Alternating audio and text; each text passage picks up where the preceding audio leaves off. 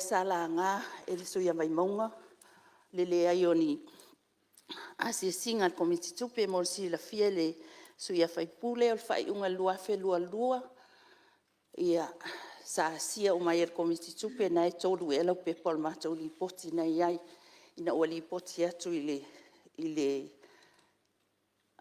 annual report lua fe lua tasi sa sia o mai fale e fitu su tolu o le tatou whaalapotonga ia leai mototua ia o whangalii ia manisi o no whoanga o iei uma tatou whale ia whaalapotonga o le sala ngā o le mewhailana le alua ise asisinga i listau sanga na soai ona sa lua soa lue asisinga lea ina ia sia uma whale fitu su tolu sala ngale si tau ona whale leo nisi o whale ia e pei lava na maua li poti al whaalapotonga e fua lava iana tupe whaasili lea fo tau maua o lea sa whaatau le whanua ma le whale fau o nisi na fuafuanga sa whaalu e tupe le whaalapotonga e fua fo i la ia la tau ngā luenga whaatino i tupe mawhai o na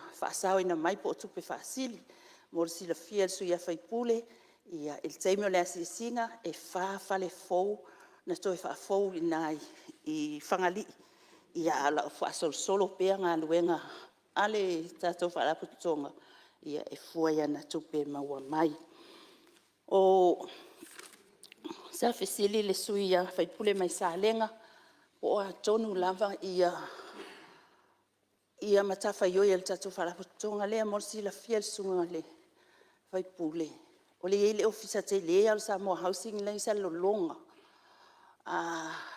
ona e iai fo ina le si au onanga tele ale tatou whaalapotonga o le tu ina tu i leo no ngā tupe i e vai tamau ainga a wal whale le o whale ia po le whausia ina fo i oni whale fau o le e maua umai e a la tau lisi o me mana o mia pe a whapea o lo o mana o mia se fiso ani e nai o tatou tangata moni no ngā tupe ia le whaisata ue nisi ia personal currency ia a whai lava e le maua ia se whanua e whamau ia olo ia manoa i mo personal currency ai fua i whainga whaavai al tatou whaalapotonga ai mo tatou isa vai ia fio ai whaonga i al tatou ofisa na isa lolonga olo ia le au nanga tā ua al tatou whaalapotonga le ale housing o le fesili ale sunga le afionga le whaipule ano ama alua na o mai le MPE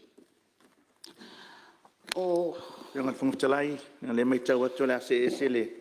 Ia, Fionga malia lau fionga sute te folo se tu asura no. Ia, whatala whatua Fua le. mongo na mertas. Mawalunga fo le tai au, le fionga whangtalai, le alwhai mai whanunga le lei. Mai tau fo i vai aso uto nai, ia, neua au lian le vai aso fo ia. Pamalo i lau fionga le, te taino ne mota, pena fo ina tala ngā toa le fionga le. Tamai tai palmia, sui palmia. Ai fionga le ima tamai tai o le. Minister al Kapeneta. Whawhiro ai atu fo i le fionga le. Te tai le tuangai ma sui te tai. Ia mese sui malu le. Nei malo, ma nei penga palmene. No sa fasili le nei sunga fono i tūlanga ia se singa. Ia pela le o mai tau o le o tali manino le fionga te fono. Sa alua se singa. Ia pe mai tau le poti le luma ne mota le lua tasi lo le ni se singa o alua i luma i meio visit. E pela le amai le se singa le si tala fatau tu. Pion mena e stalo atu ai. E tau na mai mea mautinoa. Mota le nei e lewa. E tau ana alua se singa i tūlanga uma i li poti fatau sanga. Le ala sau no mai le si tau sanga. A tau sanga whai tupele i luma pe atato vai e se singa le luma. E le li poti le. E le se singa o atu. Ai pe e ala no whai atu. O te whaftai at pule ngā lim whai pule nei tu malo i whangali. Lo malu pui puia maota malawa le iei. I fale nofo i o whangali. Ai le fui se pa. Pe la le nganga le na se sila i ane le se tauna fai se pa. O na lo malu i pule ngari fai pule pui ngo o le pai o le atunu o lo afio ma pa au i mota nei. Mai tau fai pule wai no foi o. O nisi o fale o le anga. Ia pe le nganga la na le sa va toia le we tali i le si tau sanga faltu. Tau sanga uma le tala no i le lua tasi lua. E tau ana fatino a se singa. Ia pa le ue tali main fatino ele minga la se singa le si Hello, Fiona sanga Fontalai. kai le se singa le li poti le ue lumal mot wala ngan fa la lo fianga fong tala Ia on Se tu lai mai le. lausa noa foi whaian so sani ia suo committee i le mātou te whono au te tula ia tu e mta upule a se singa. O le sile mea e whaingatai nā alu a se singa. O le ai o se tupe e mwhaian whatino a se singa. Wa a whaia se singa. E rewa pēnā na tula ia tuao loa. E ei tupe e taun whaat. A mai se mo mea whimalanga ina pe a o savai. Pela alta sile nā whaingatā. Le ai sile fia e tele ina tāpā mai ia se singa komiti a tau fia tu el tatu ofisa nei. Ona ua le lava se lene. E mali vaengalo na lua lo fionga al whongtalai. O le tulanga lea e mei o tangata fo e mo mia ia ni no ngā tupe.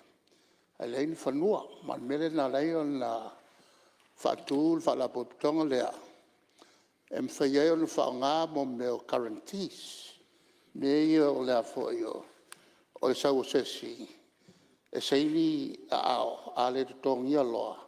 O na tongi lo le ia. E la vete leila ofisa o aonga ma ofisa o leo leo. O na to telo la touie mo mia. La whai ngā luanga. Na whai leo le whai aonga. Lesi whai aonga.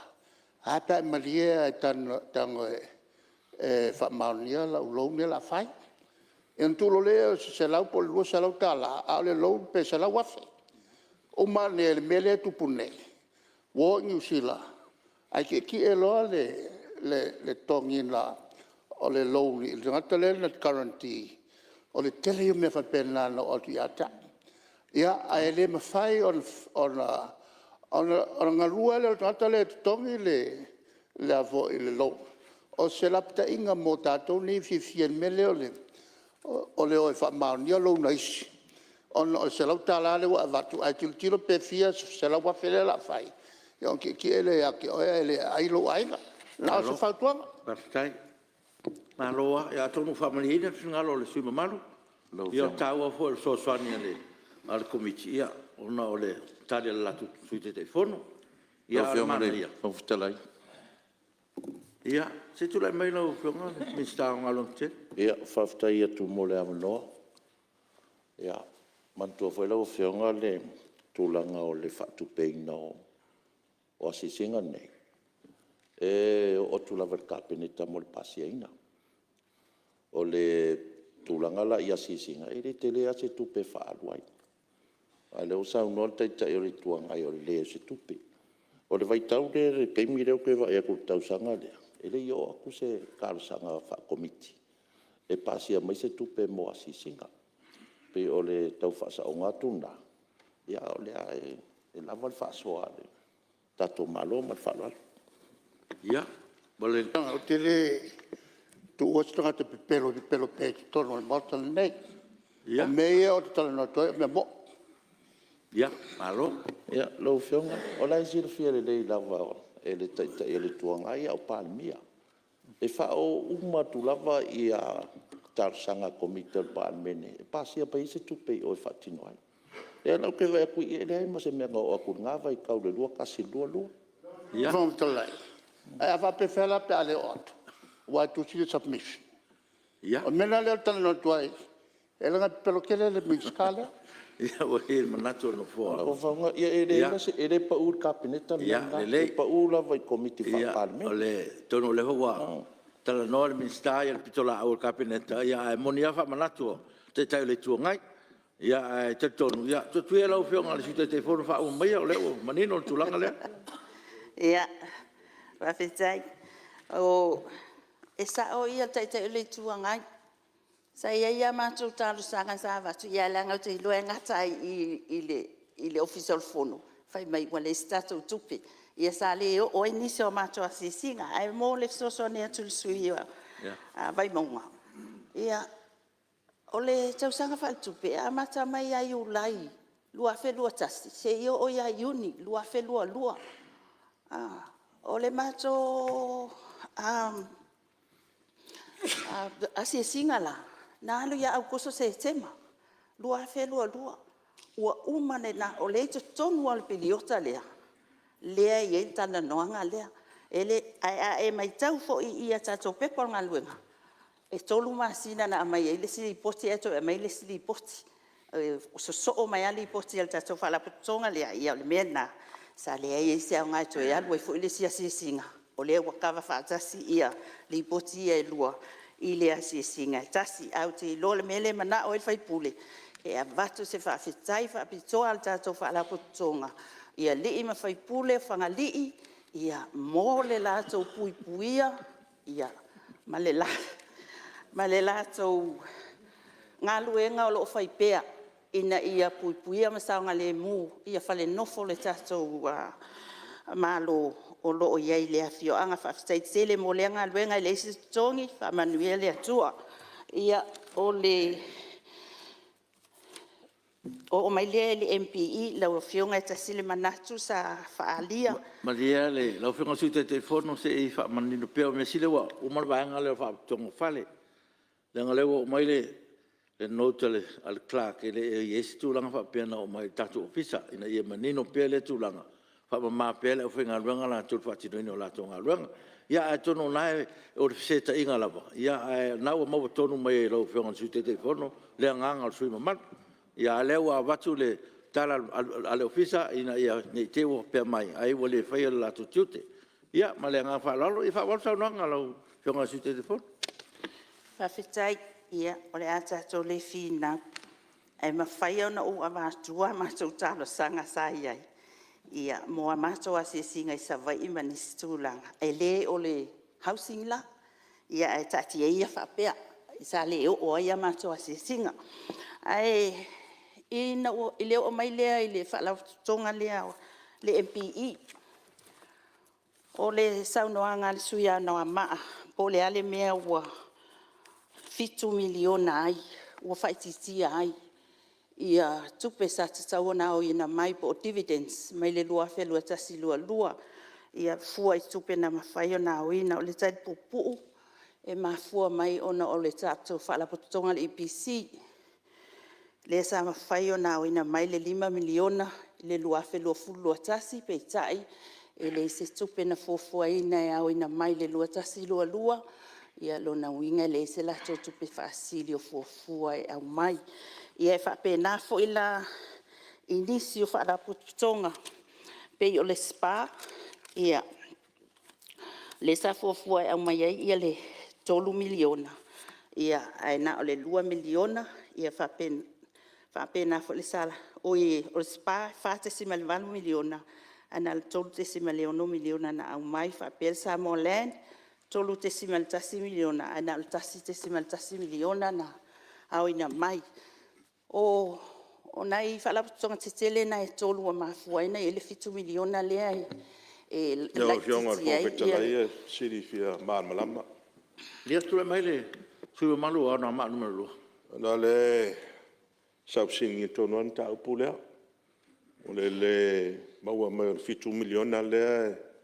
sa tauna ina mai fala tonga ia le la o mata wat no vinga fa le tonu tu langa tau seleni fala tonga ia po sa tonu le ia le sa no la fionga tai fono le EPC ia mtua le ya stupen bo no vinga la pe mata wat te le fa le tonu ro ye EPC le se tupe ia ole me fo ngale sidiatu o tu lang tonu na o yenta to EPC po om to fa le tonu wa o le se tupe ia fu fo peso ta to moli le vinu pe le weekend moli la tu lang ta tupe la o fionga tai fon i le EPC ma is fala tonga lo fionga ta lai ia ti tu lo fionga mi ma fa sa no te me lo fionga le telefono ia fa tai mantua fo le sui tai tai o le tento nule ko a ka ko pasi mar COVID pasi le kiki lava. O le 5 miliona le sa no mai ai ia le fasili ai le a sui tai tai mai. 5 miliona nga whaanganga le PC a wata tua fo e wha. Na fua mai ai ia le ara uko si le le vanga. Nga kaungu uka koa fie wha ki kelea. Ai ongo miliona.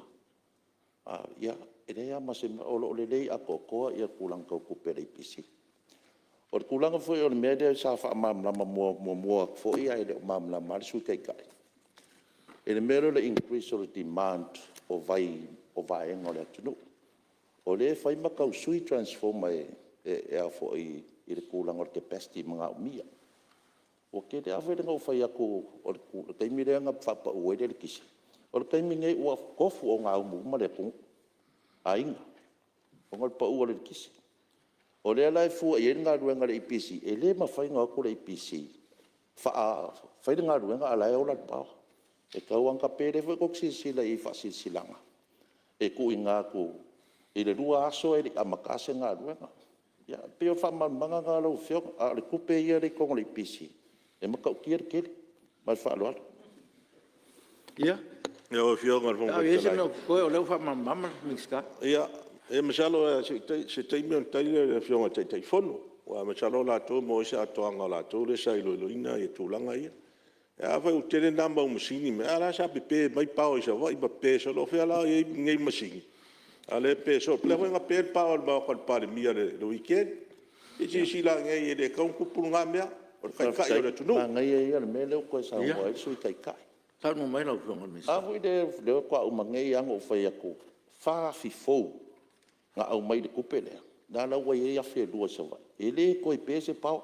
Wa ngā whau o aku kanga ka whai ka so e lalo pou mōri ia po ngila au e. E pa ui kua pe. A o le kūlanga o le awhila ma le akoanga o le whao ngā inga sa wai. Wa ova ma le se lau pasengi me lau wai e. Tai? Ia, pe o le mea ale mea ia le sa kula i mai le mauka le kamaikai pāle mia. E le i pese pao wau. Ke le ropo la mea ngā mafuai o ngā pere ia le mauka.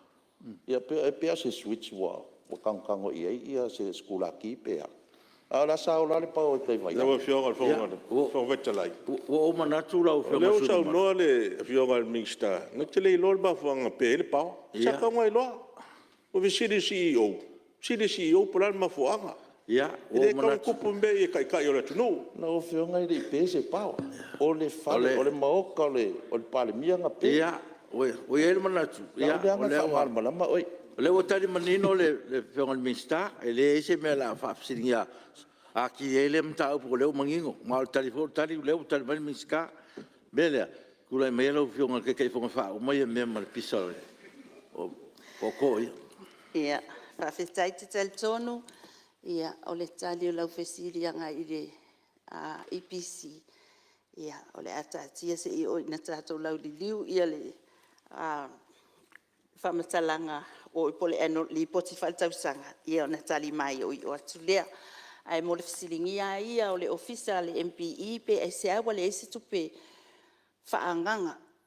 E maua mai le EPC tausanga lea ia o le talia le ofisa o lo iei situlanga whaale tonu i tato EPC. Manitua fo i o mene o dividends. Pei fo o na utau lau ina atu le salasi ma le spa. E ui ai te le fo i numera la iei 5 miliona ma le 12 miliona. Ala sana o ta itasi miliona ma le 2 miliona. E fua le cash flow. Po o le whaanga solonga i o tupe maua ma tupe tutoni. Ale whaala tutonga. E fuala i le cash flow le au mai. I tutonu ala to tufanga. Po ala to dividends. Ia o le mea foina i isi tausanga wa te le tupe maua mai al MPE. O na leo whato atu tongi mai ai arrears o isi tausanga. O le tali pupu atu le nai lau fionga le sui mamalu mai ano a maa. O le sfesili muli. Ia le sui whaipune mai ale pata i tupahe lunga o le whete e nai. O public trading bodies, ma public beneficiaries bodies, tal tonu an tawhai o tonu lea, le minsta, ia whapele fionga le tamaitai pale mia malato kapeneta, mo le whetuna ina tonu, o ia tūlanga i whete e nai ai. Ia lau fionga le whongwheta lai, ia o pauia o mata upu sala ngae, sui sufono, mo le atu whaftai tele. ia mo le faatalanoaina ma nisi o manatu sa au mai ia auā ia le toe matimati fo'i o le galuega ia a le tatou faalapototoga me taufale faapea fo'i ia le tatou faalapototoga lea le MPE ma le faaloalo lava faafetai.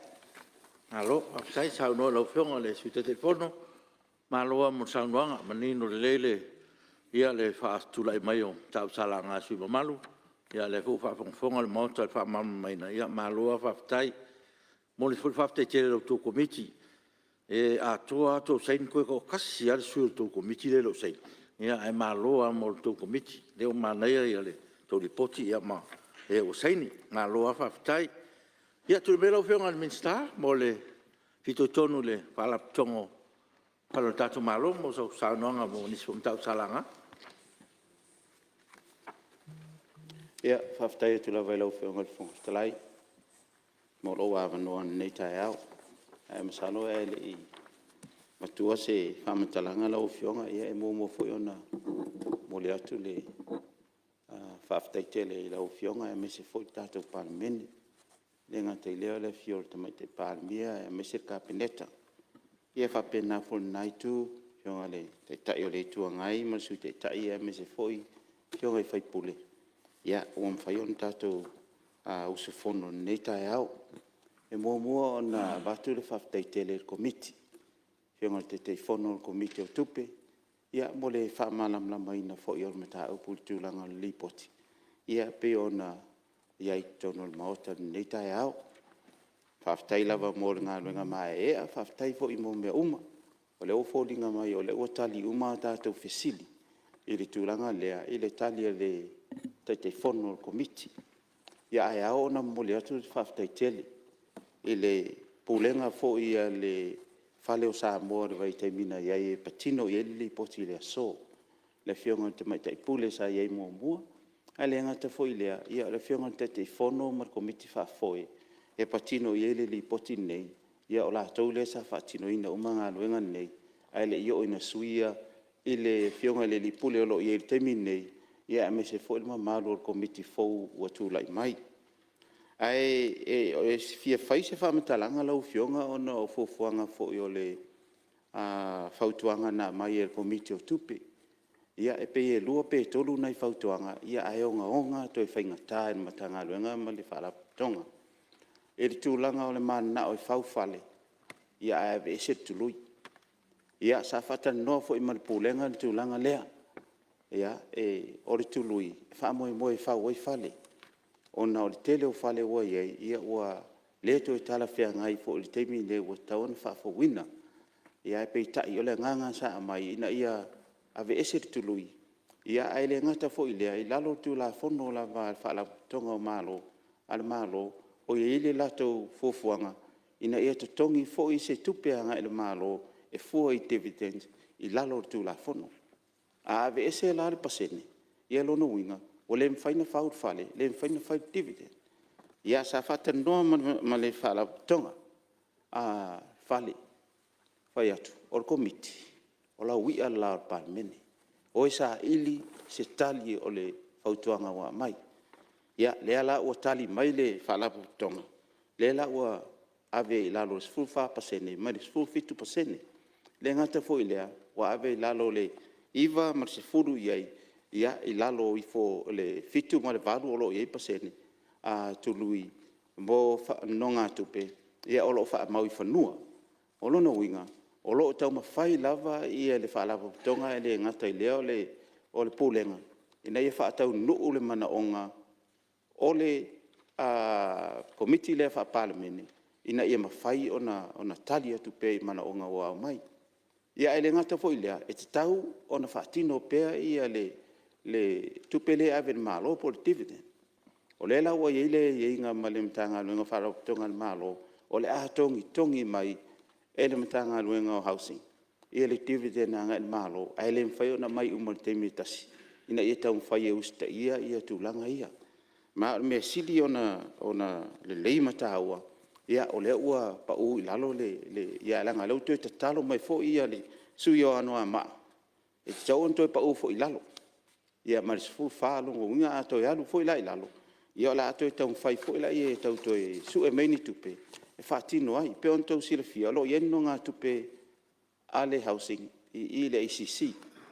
E pa ui fola i laro pasene, ina ia mwhai lona whaatino tu langa ia. Ai te tongi a toa le no ngā tupe, sa ia nupi wha, o ne whaisi maurunga la i titi o le pasene o vaenga na. Ia o lo tau mwhai lavar pūlenga ina ia whaatino se awala. E mawhai ei o na usta ia le no ngā tupe mo i la tau vai vai. Ia ele ngata fo i lea. Ia mor whauina o tātou whale o le tau ona toi whai whapena. E ei le mana onga le whionga le i Vaimonga. Vaimonga tasi. Ina ia whaini pā o whale i whangali. Ia se utan non matanga luenga. Langa o whale nai le ini pā. O lo whai ngā luenga i la tau mai whangali. E leo leo ina whale ia. O lona winga, a whaule pā. O leise au whai ngā luenga. O le mena lea, pe sili pe ase i toi tilo iai. Pe fina ngalo lau whionga e whaule pā e wha malo lo leo whai ngā luenga. Ia pe awore whai ese pā. Ai whai ngā luenga pe nei tangata whangali i o lo iai. Mor sila fia lau whionga. Langa e tā ua tele tu langa lea. Ia o lo iai fo ia ai e inga fo i manu. Ma le ala whanga o whangali. Ina ia whaatino pea ia le osi ngā whea ngainga lea. Ina ia whawhai ngā luenga i la tau olo ia i whangali. Ia mo lea ngā i luma o tūlanga ia. Ia leo tali le whionga te whono le tele o mata upo e tau ona tali atua i nisio whesiri sa tu mai e whionga i li whaipule. Ia leo whionga le whionga telai. Ia wanga nao i eise si whesiri e lo la vea i. Ai mo lea tu whaftai tele lau whionga. Le ngata fo i lea o tātou whono usulu nei tae au. Ia mo tūlanga fo i whaatino ina le ilo i longa o li poti. Ia mar whala o lava whaftai. Alo, whaftai, o te lo manino ato tole saunoanga lau whionga e wapea fo le whionga le suitete whono. Le o manino me uma, me le ma lo whaftai. Ia, o te tala atu lau whionga suitete whono mo le lafo, tātou li poti lua. Lau e whionga le whonwhitalai, o te whaatū le lafo ina i whaamaonia le whono au le poti e lua ne komiti e peo na ilulu ina. Pe papa le mene lua whelua su tolu lua whelua su whanu mera se lau fulu lua, ma le pe papa le mene lua whelua su tolu lua whelua su whanu mera 5 Palua, e le sui o si umu, a pe por sui o le whanga mwhale a se la psili, po la whamaunia le lafo e whina ngalo e sao nomene ioe. Au ese le ai, ua manu malo le ioe. Tu le melo whionga minsta, mos lafo le lipotia le. Tali le malo? Nau whio whongtalai, o te whaatu le lafo ina ia whaamaonia e whona o tali al malo whautuanga komite o tupe, ia ma tupe tongi lau whionga. Alua le minsta o ngaluang tele, wapea le minsta o tupe, minsta o sui fua malo loina, sili po la whaamaunia le lafo e whina ngalo e sao nomene ioe. Au ese le ai, ua manu malo le ioe. Tolu, pepa al parmene, luoru toru, luoru wha, numero iwa sulma toru. Li poti al komiti al vaenga o atina ese. I le pepa al parmene luoru toru, numero se lau ono sul 5.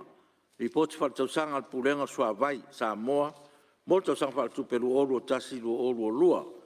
Toru pui tasi, pepa al parmene luoru wha, luoru 5, numero sulma wha.